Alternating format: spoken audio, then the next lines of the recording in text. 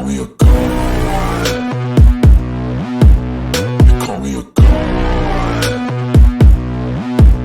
You call me a god. You call me a god. Let's go. I'm about to go off like a weapon. Fuel to the top, gotta fill up. Okay, what is going on, good people? And welcome back to the Juggernaut Show. Well, I haven't said that for a little while now. I haven't done a solo review for a while, so it's good seeing you people, here on the IWC, on the Internet Wrestling Community. It's good doing a review again. Feels like I haven't done this in forever. But yeah, tonight I am here to review Impact Wrestling's Turning Point for 2023, which Impact Wrestling Turning Point was this past Friday, November 3rd, from Newcastle, England. I'm saying that correctly. Yeah, Newcastle, England. That's where it was from. So I said this in the past. I never like when Impact Wrestling does their specials on Friday nights. To be honest, I think their specials should always be on at least Saturday or Sundays, because I just don't like when they're on Friday nights, because we already have SmackDown. We also have Rampage, and yeah, the pay-per-view should just be on Saturdays and Sundays. But I digress. I don't need to talk about any more about that. But let's talk about Impact Wrestling Turning Point.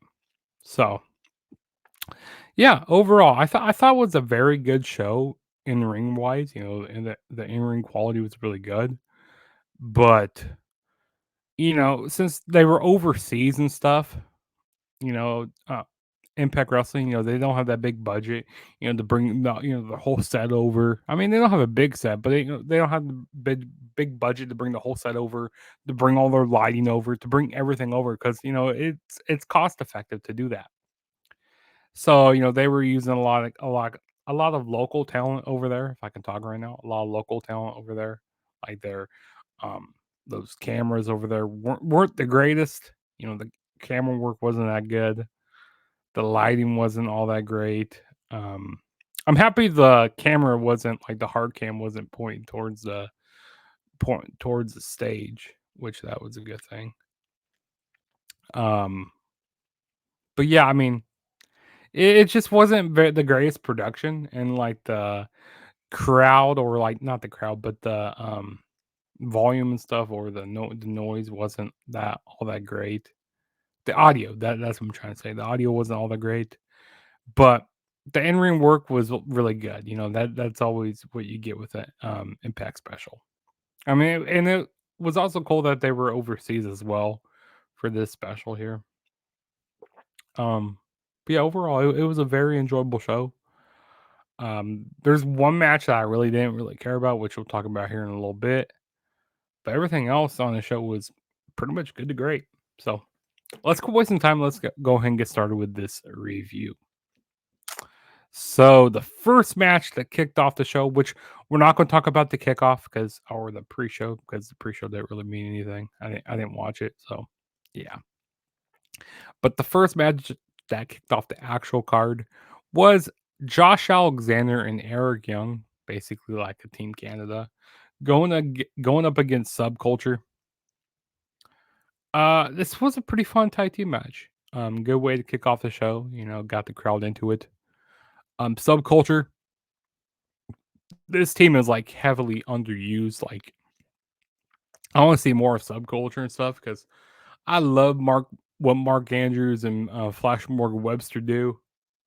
Like, I want to see more of them on Impact Wrestling. Like, I wouldn't mind seeing them get the tag titles back eventually. But like just the tag team maneuvers that they do, like the chemistry that they have, and even Josh Alexander and Eric Young, they had some pretty good chemistry in this match here. Surprisingly, Josh Alexander and Eric Young won this match, which I was like just completely surprised, because they're this kind of a special attraction, that's putting them together. But who knows? Maybe they're trying to make Josh Alexander and Eric Young as like a new version of like Team Canada, because we got TNA coming back, so maybe they're trying to make them Team Canada again and actually make them a real tag team. I mean, because they're really not. Josh Alexander isn't really doing anything in the main event picture right now. So after losing to Alex Shelley at Bound for Glory, so I know why not have him be in a tag team for meantime, and then Eric Young, he's not going to be in the main event for a little while. So I think it's pretty cool what they're doing. But yeah, it was Josh Alexander. He hit the his spike pile driver, his C4 pile driver onto Flash Morgan Webster to get the pin. So I thought it was a good match. Really good action. Great way to kick off the show. And yeah, it was just a fun match. All right. And then the next match we have here was Giselle Shaw going up against Alex Windsor. I don't know too much about Alex Windsor here.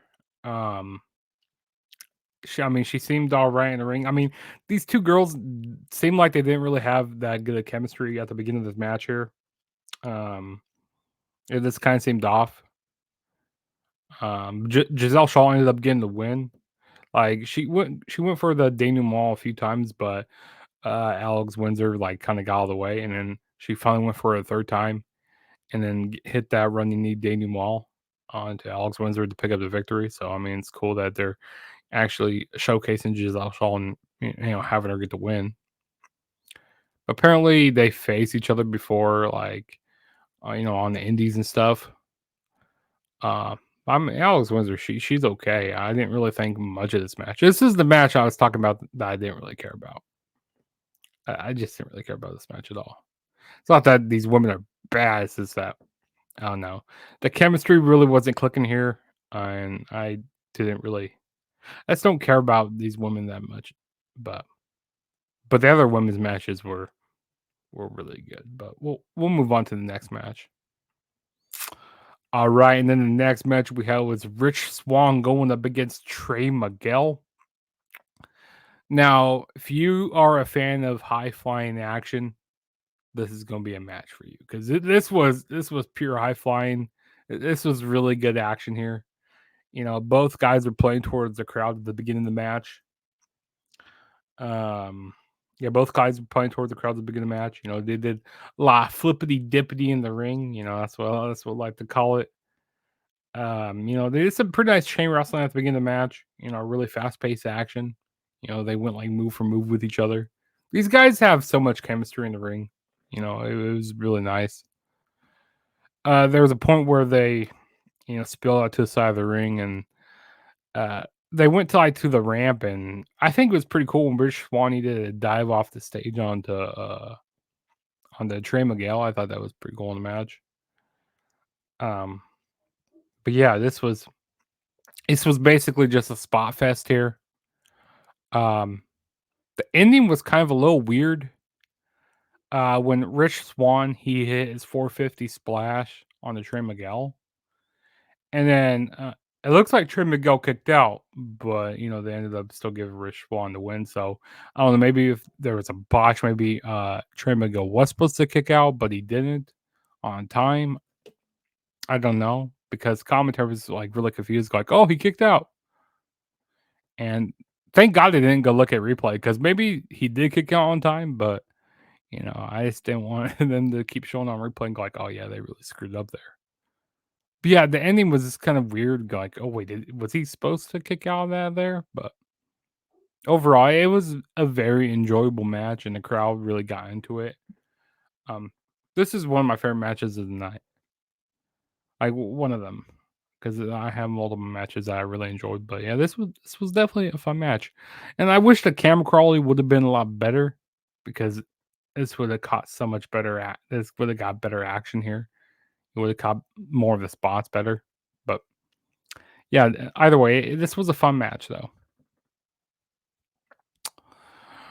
All right, and then the next match we had was Jordan Grace going up against Danny Luna, which Danny Luna is a part of Subculture. Um, this was a Haas match here. That's what I gotta say. I say Danny Luna. They need to utilize her more in 2024. Like, you got Jordan Grace as the Juggernaut, which I hate how they call her Juggernaut because I am the true Juggernaut. she's gonna have to start, sending me, some not copyright, but is it copyright? No, she's going to start sending me some money, you know, for using my name because I was Juggernaut before she was Juggernaut. But if Jordan Grace is Juggernaut, then that means Danny Luna is like the Hulk. Like this was definitely a Haas match. Both these girls have very similar styles. Like um, similar like Haas type of fighting styles. Both girls very strong. Both like bodybuilders and stuff. Um, they have really good chemistry, and I like Danny Luna's character. She's very and she has really good She has really good charisma, not chemistry. She has really good charisma. Um, I just like the way her character is presented. It's just really good. I enjoyed it. Um, but Jordan Grace did ended up picking up the victory when she hit a Grace driver onto Danny Luna. But hey, I want to see more of Danny Luna in 2024. Like I wouldn't mind them making us, go running this match back at Final Resolution or doing a match at Hard to Kill 2024. But man, this was a fun match. Like if there's one match to for I tell you to watch on here, this would be one of them for you guys to watch because this match was fun. Definitely a Haas fight. All right, and then the next match we had here was Joe Hendry going up against Simon Miller from What Culture Wrestling. Um, yeah, so I knew that Simon Miller he did some like wrestling. I knew he was a wrestler and stuff, but I never really seen any much of his work. To being honest with you, so I can't tell you if he's a good wrestler or not. I mean, it's all a little bit what he did here, but I can't really, off of one match, and it wasn't even that long match. Got like 7 minutes. So I can't really give you like a full synopsis going like, oh yeah, or a full like yeah synopsis going telling you how good of a wrestler he is because I never really seen him work. But yeah, Simon Miller, from What Culture Wrestling, he was in this match here. Uh, I don't know. I mean, he was definitely playing up the crowd here. As a heel. He was getting a lot of boos and stuff. Um, he also he ran away from Joe Hendry a lot. Um, and Joe Hendry, the crowd was really behind him. They were saying, say his name and he appears. I believe in Joe Hendry. I believe in Joe Hendry. They were doing that. And they were eating that up. They loved that. Um,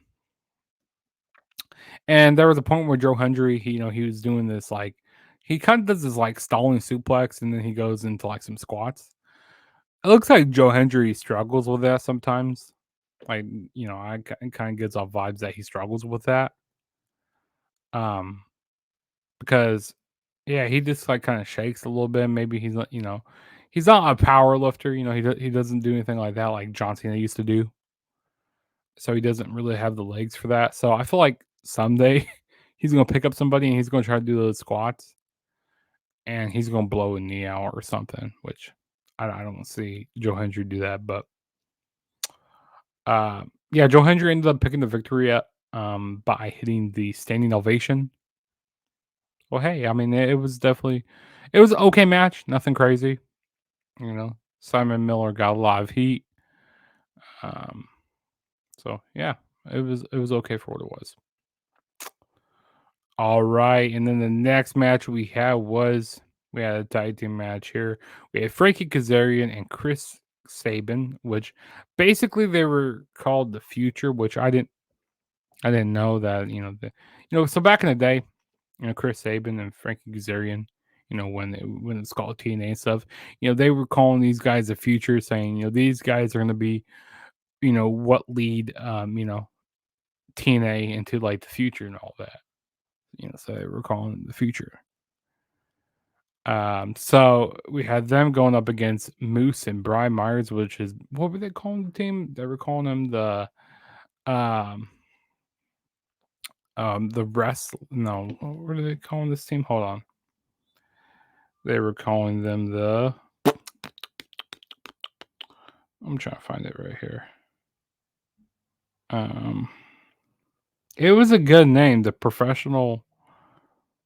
most professional wrestling gods or something. I don't remember exactly, but yeah, we have Moose and Brian Myers tagging up together, going up against Frankie Kazarian and Chris Sabin. This was a really fun match. I mean, Moose and Brian Myers, they really worked on Chris Sabin a lot during this match. They did a lot of heel work. Distracting the referee. Doing a lot of rest holds on to Frankie Kazarian and Christopher Dan. I said Christopher Daniels. Sorry, Chris Sabin.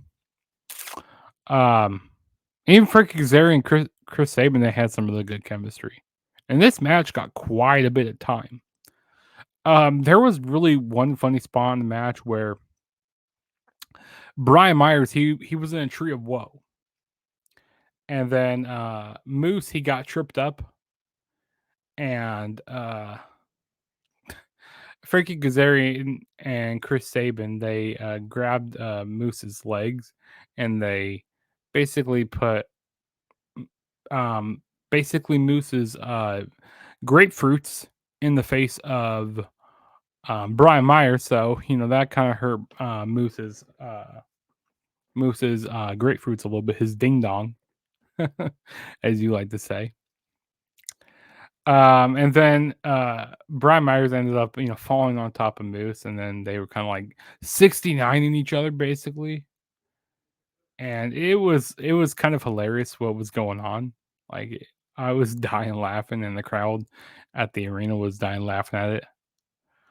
They were squirming around like little pigs, trying to get off each other. But it was, and it's something that I've never seen before in professional wrestling, which I hope I never see that again. But Brian Myers and Moose ended up winning the match. Um, Moose hit the spear onto Frankie Kazarian, and that was that. So yeah, definitely a fun, solid match. All right, and then the next match we had was the Knockouts World Title on the line. We had Trinity defending the title against Deonna Purrazzo, and Gail Kim was a special guest referee. And also, if Deonna Purrazzo lost, she would not be able to go for the Impact Knockouts World Championship as long as Trinity is holding the title. So she's not able to. She won't be able to go for the title. Now this was an awesome match here. Really enjoyed it. This was fun here.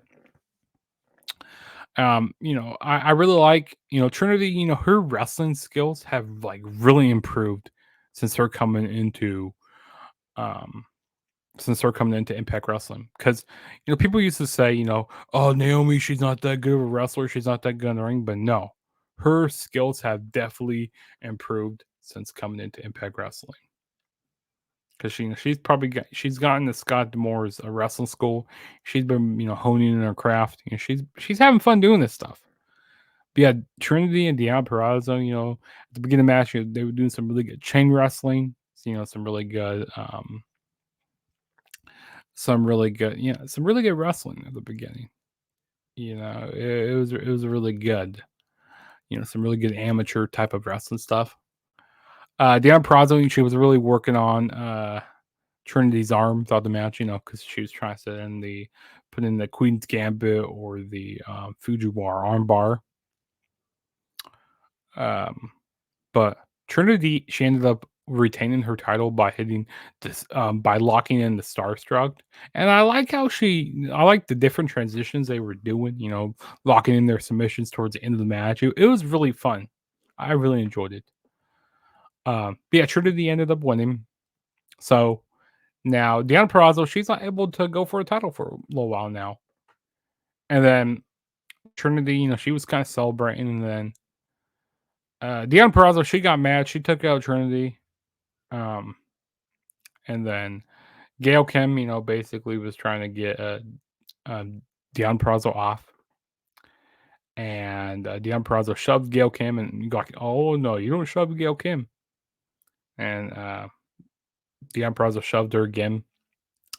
Then ends up giving her a slap, and then Gail Kim, she says nah. Then Gail Kim gave her an eat defeat.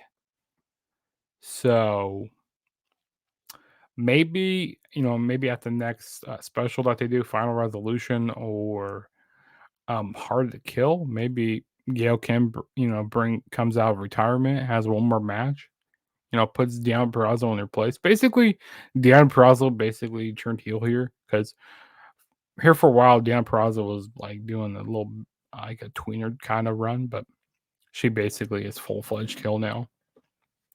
But yeah, this was an awesome match. This was definitely fun stuff here. I had to take a drink of water there. But yeah, we'll move on to the next match, which was the main event of the night. We had Will Ospreay going up against Eddie Edwards. So we had basically Noah going up against New Japan. Both these guys were like first ever like foreigners to win titles in separate companies, which is really cool. Eddie Edwards and Noah, and then Will Ospreay and New Japan. Will Ospreay being the aerial assassin in this match here. He did amazing high flying stuff, with the speed and athleticism that he did. It was awesome. Eddie Edwards here, with his he used to be like a high flying, he used to be a high flyer and he used to, have a lot of speed. But he's really changed that a lot lately, with his, ground and pound and doing his more of his brawling type of style. Which I wish we would get that Eddie Edwards back, the American Wolves Eddie Edwards. That's the Eddie Edwards I really miss. Because this Eddie Edwards here is like just a guy from Boston. That's what he is. He's just a indie wrestler from Boston who wears green, wears Boston Celtics colors. That's basically what it is.